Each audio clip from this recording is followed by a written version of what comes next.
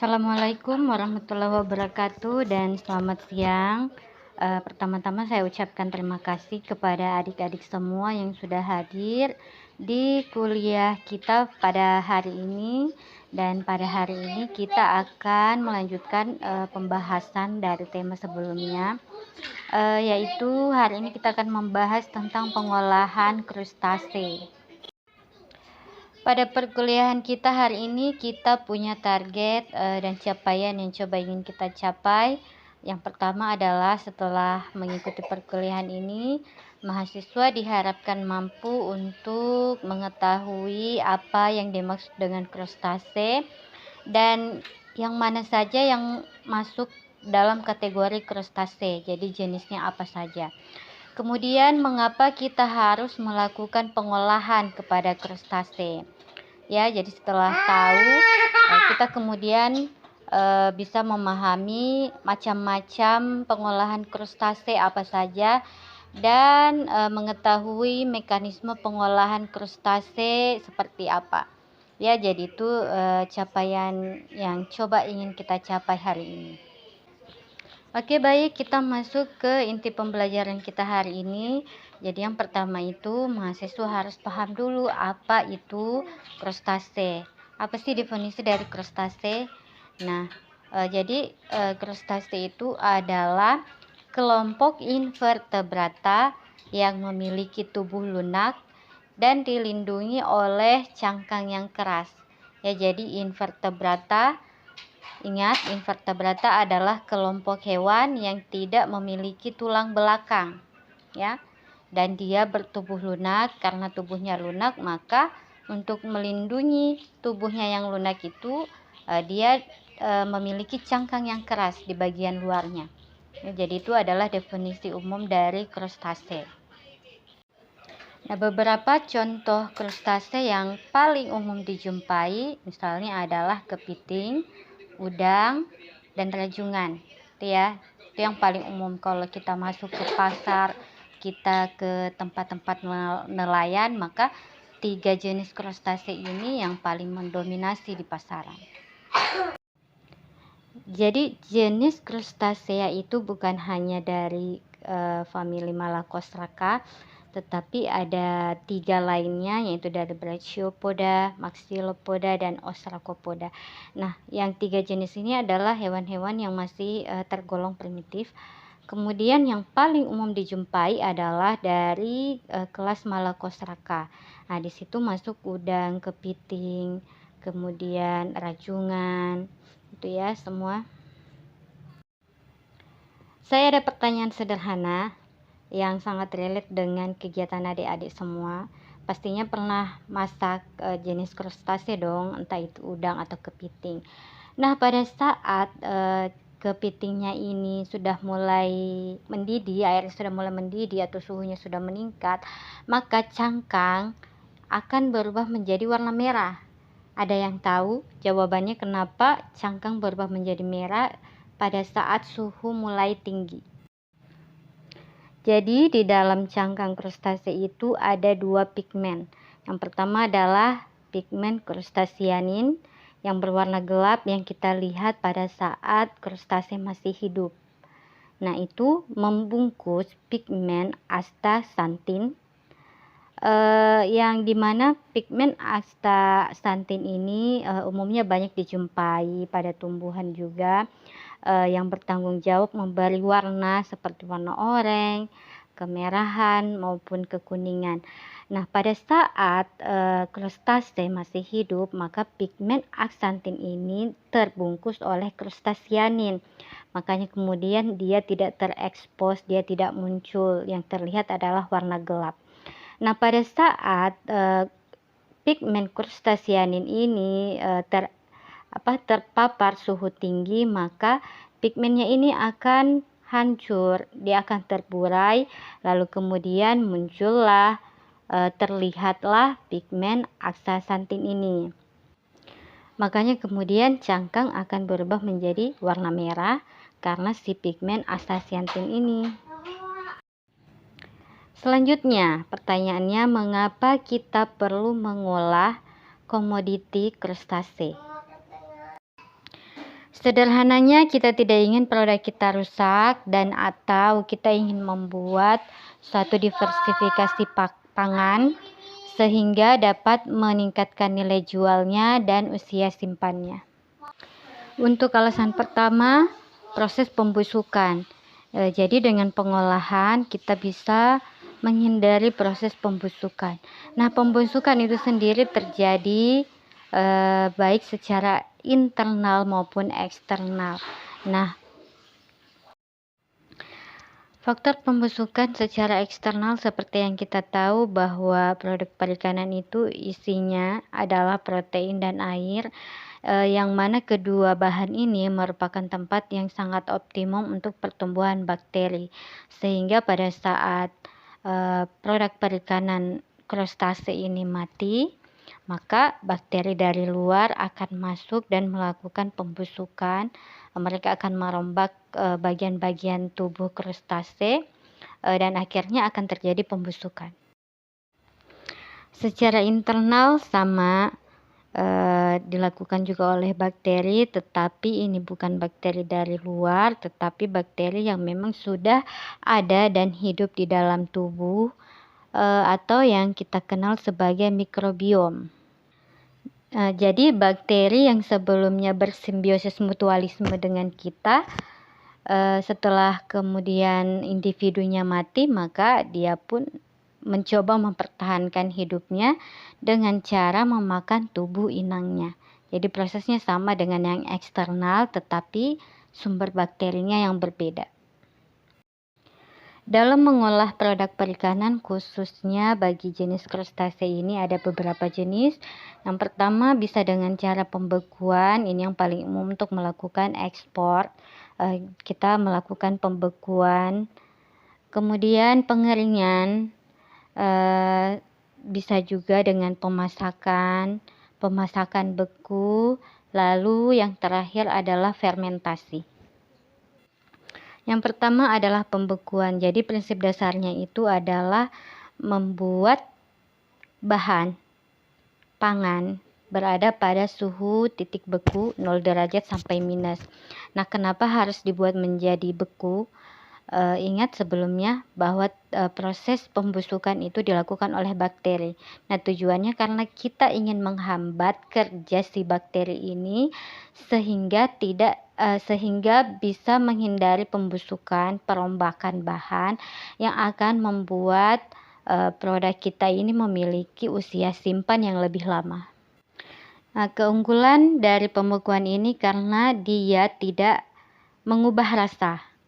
Jadi sampai ke tangan konsumen itu masih dengan rasa yang sama dan bisa diolah menjadi macam-macam olahan sesuai dengan selera konsumen. Dan kita bisa mempertahankan nilai gizinya karena aktivitas mikroba yang mampu membuat reaksi-reaksi kimia yang dapat merusak gizi bahan pangan itu bisa dicegah. Tahapan pembekuan yang pertama itu dimulai dari penerimaan bahan baku yang mana pasti ukurannya beragam. Karena itu harus dilakukan sortasi atau pengelompokan udang ataupun krustase berdasarkan size ukurannya. Nah, setelah dapat semua dikelompokkan berdasarkan beratnya, maka dilakukan perendaman gunanya untuk mengembalikan berat udang setelah melalui beberapa proses yang sebelumnya. Nah, setelah itu dilakukan penimbangan. Nah, untuk mengetahui berat, size, dan banyaknya dalam satu wadah. Setelah itu dimasukkan ke proses pencucian. Jadi pencucian ini dilakukan dengan air yang dicampur dengan es dan klorin 25 sampai 35 ppm. Gunanya itu untuk merontokkan kontaminasi yang mungkin terjadi selama proses pengangkutan. Ya, setelah itu dicuci sampai kandungan klorinnya hilang.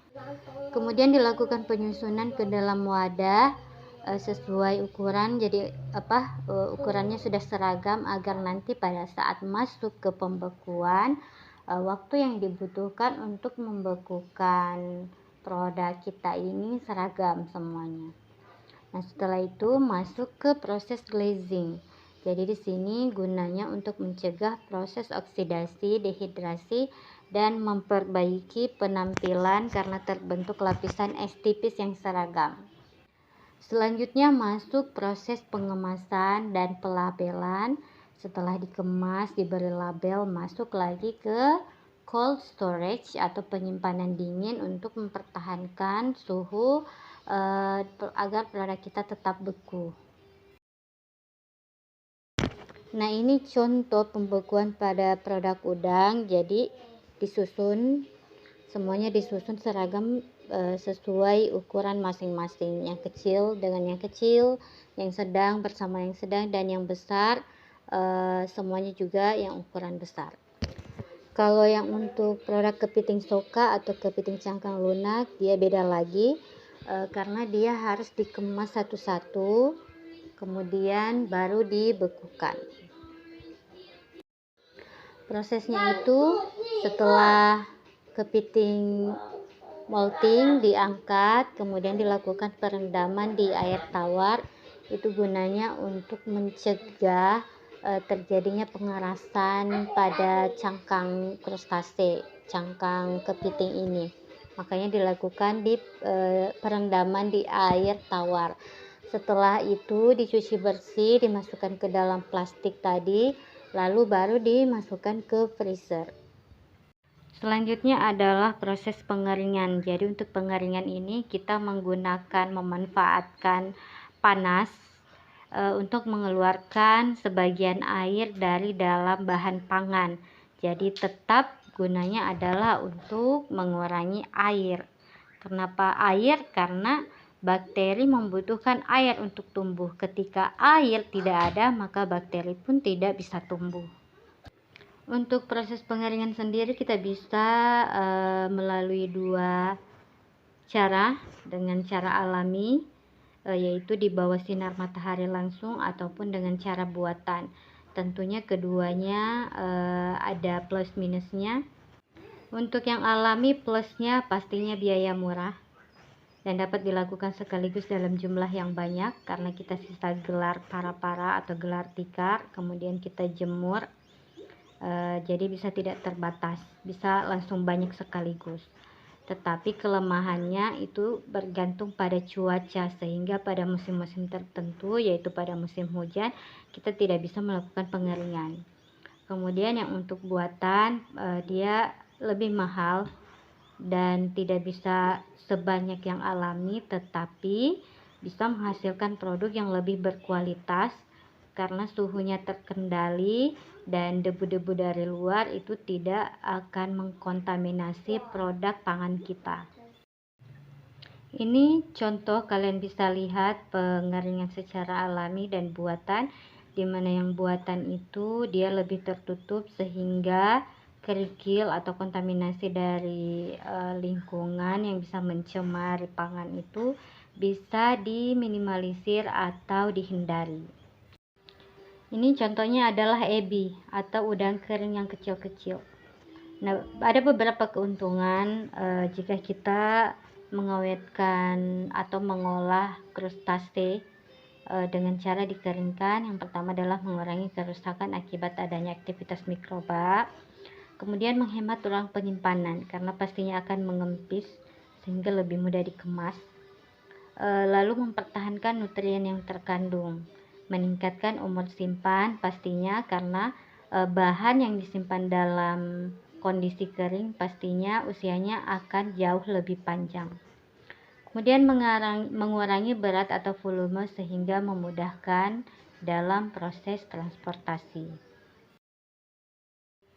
Selanjutnya adalah proses pemasakan. Jadi prinsipnya ini menggunakan suhu panas atau menggunakan rempah dan atau rempah untuk menghentikan proses metabolisme mikroba dan proses enzimatis. Biasanya itu berupa sambal. Udahnya dibuat sambal seperti ini atau diolah menjadi macam-macam olahan sesuai selera konsumen. Selanjutnya adalah pemasakan beku. Jadi dia mirip dengan yang pemasakan sebelumnya, tetapi yang ini setelah dimasak dibekukan lagi. Seperti misalnya filet kepiting atau filet rajungan yang ramai diekspor. Bisa juga dengan olahan-olahan seperti bola udang, nugget udang, kemudian teriyaki dan lain sebagainya. Nah, pengolahan yang terakhir adalah fermentasi. Jadi ini cukup berbeda dengan yang sebelumnya. Kalau yang sebelumnya kita ingin menghentikan proses mikroba, maka pada proses fermentasi ini kita ingin melibatkan aktivitas organisme dan metabolit aktivitas enzim yang dihasilkan oleh mikroorganisme tertentu. Proses fermentasi ini bisa menyederhanakan nutrien yang ada di dalam bahan pangan dan juga mampu menghambat pertumbuhan bakteri yang tidak diinginkan. Bakteri-bakteri yang bisa menyebabkan kerusakan itu bisa dihambat oleh aktivitas bakteri yang dimasukkan ke dalam bahan pangan untuk melakukan proses fermentasi. Contohnya adalah terasi. Pasti kalian pernah makan terasi, atau kalaupun tidak suka makan terasi, pasti pernah melihat terasi. Salah satu yang terkenal itu adalah terasi selayar yang katanya enak, saya juga belum pernah coba. Nah, sebelum melakukan fermentasi terasi ini ada tahapan yang harus dilakukan sebelumnya, yaitu dilakukan perlakuan penggaraman dan pengaraman.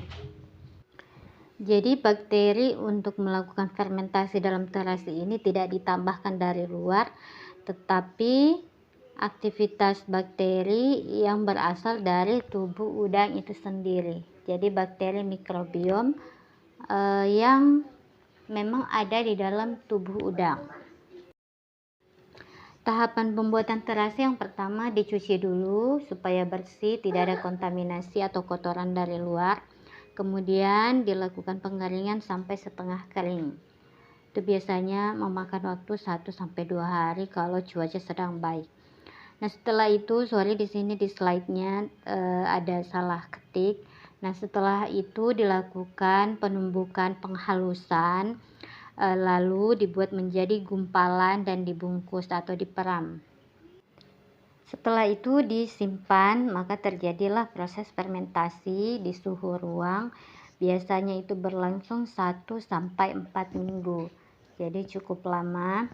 Nah, setelah terjadi proses fermentasi, sudah tercium wangi khas fermentasi, sudah baik. Nah, itu selanjutnya dilakukan pengeringan lagi sampai produk terasi ini menjadi benar-benar kering.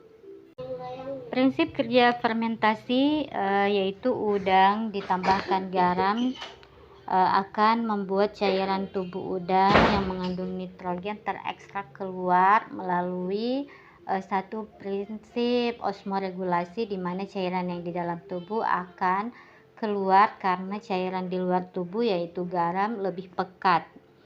Nah, kemudian setelah itu dilakukan pengeraman. Nah, dalam proses pengeraman ini, maka jumlah nitrogen akan meningkat. Nah, proses hidrolisis protein yang terjadi itu disebabkan oleh beberapa jenis bakteri yang ada di dalam udang. Seperti bakteri dari jenis Bacillus, Lactobacillus, Pediococcus, Brevibacterium, dan Corynebacterium. Nah, produk terasi itu biasanya berwarna merah karena yang sebelumnya kita bahas pigmen astaxanthinnya dan kandungan garamnya. Jadi garam akan menghambat polipenoksidase pada udang sehingga mencegah perubahan warna menjadi coklat gelap. Terasi mudah diserap oleh tubuh karena tadi ada proses hidrolisis protein, ada penyederhanaan nilai gizi di dalam bahan pangan sehingga di dalam tubuh akan lebih gampang diserap, lebih mudah diserap oleh tubuh. Nah, terasi juga memiliki aroma khas. Aroma khas ini disebabkan oleh aktivitas enzim kitinase yang merombak kitin cangkangnya si udang itu dirombak oleh enzim kitinase yang akan menghasilkan senyawa yang disebut volatil. Nah, senyawa volatil inilah yang kemudian menghasilkan aroma khas terasi. Jadi kalau adik-adik nanti di lapangan di tengah masyarakat ditanya kenapa produk terasi itu memiliki wangi yang khas yang menggugah selera makan. Nah, itu kalian sudah harus bisa menjelaskannya karena hari ini kita sudah bahas kenapa kemudian terasi memiliki aroma yang khas. Ini ada beberapa manfaat dengan mengkonsumsi terasi. Yang pertama adalah sebagai bumbu atau penambah penyedap rasa pada makanan. Kemudian menambah pertumbuhan kuku, mencegah osteoporosis, baik untuk proses pertumbuhan, membantu pembentukan darah dan menjaga kesehatan janin. Jadi makan terasi sehat asal jangan banyak-banyak, nanti malah jadi darah tinggi ya. Apapun yang berlebihan pasti akan tidak baik. Oke, baik adik-adik, sekian kuliah kita pada siang hari ini. Semoga adik-adik semua bisa paham. Kalau misalnya ada yang belum terlalu dipahami atau yang ingin ditanyakan, itu bisa kita diskusikan di WhatsApp group. Yang penting teman-teman adik-adik harus tetap semangat belajar walaupun dengan metode yang berbeda. Nah, ini ada nasihat dari Imam Syafi'i bahwa barang siapa yang tidak mau merasakan pahitnya belajar, ia akan merasakan hinanya kebodohan sepanjang hidupnya. Jadi kalau adik-adik tidak ingin merasakan pahitnya kebodohan, itu harus bersusah payah belajar. Karena belajar memang butuh susah payah, butuh usaha. Tapi itu akan terbayarkan dengan pencapaian cita-cita adik-adik di masa yang akan datang. Baik adik-adik semua, terima kasih. Sekian dari saya. Sampai jumpa lagi minggu depan. Assalamualaikum warahmatullahi wabarakatuh.